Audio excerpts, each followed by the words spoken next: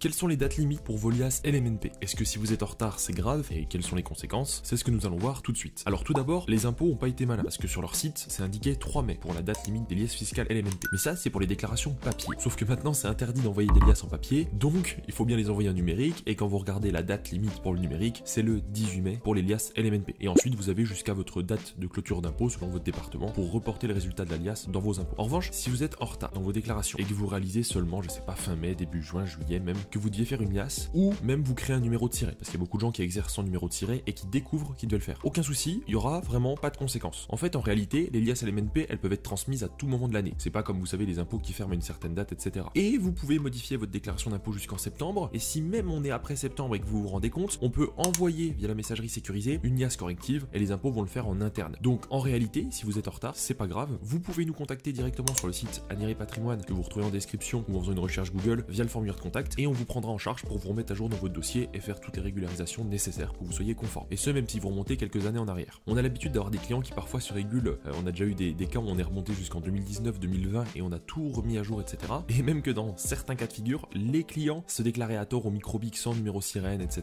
Et du coup, ils ont pu se faire rembourser des milliers d'euros d'impôts a posteriori. Donc si vous êtes dans ce cas, aucun souci. N'oubliez pas de vous abonner à la chaîne pour la soutenir et nous contacter sur notre site si vous avez des questions. Je vous dis à très vite pour d'autres contenus.